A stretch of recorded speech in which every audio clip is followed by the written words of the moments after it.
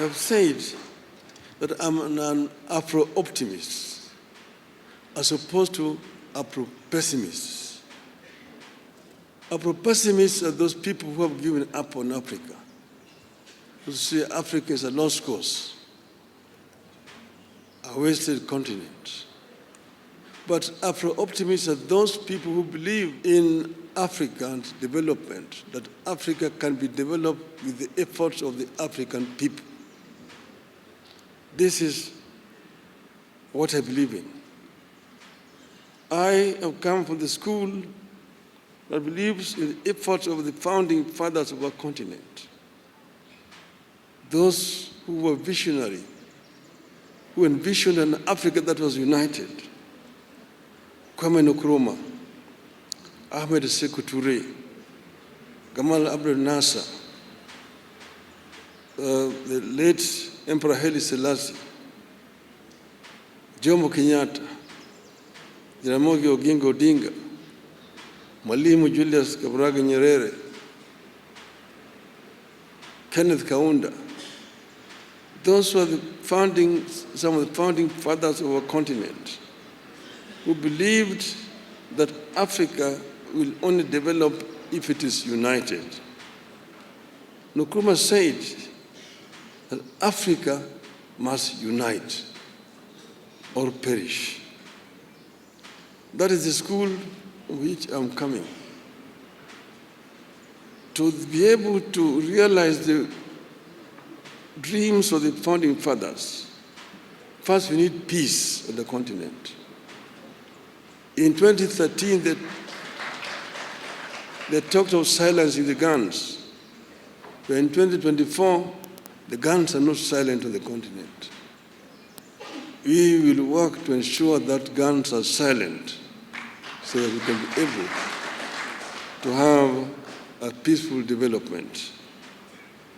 Secondly, Africa is a victim of climate change. Africa today suffers from twin disasters: droughts and floods on the continent. Yet Africa has emitted very little of the carbon that is polluting the world. So Africa needs to be compensated. But this will not come if Africa goes to negotiate as individual countries.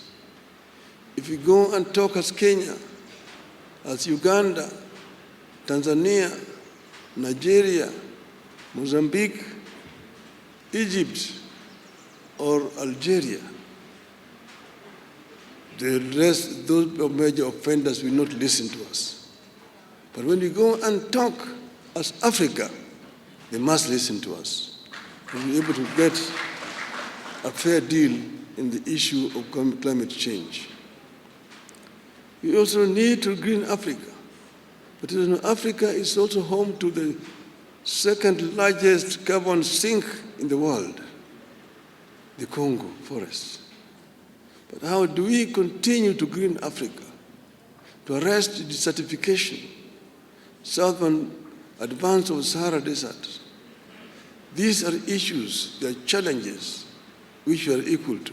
We can be able to deal with these issues effectively if you have got an effective organization in Addis Ababa.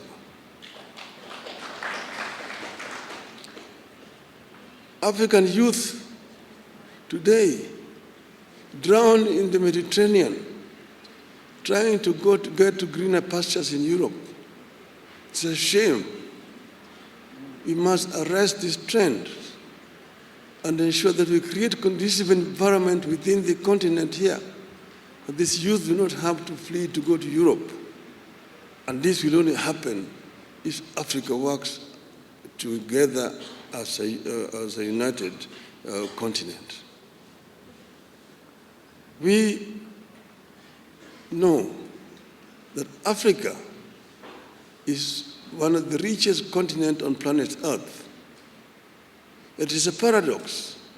The richest continent is also the poorest in terms of living conditions of its people. This we must put to rest. we should not continue to blame those other people who have exploited the continent.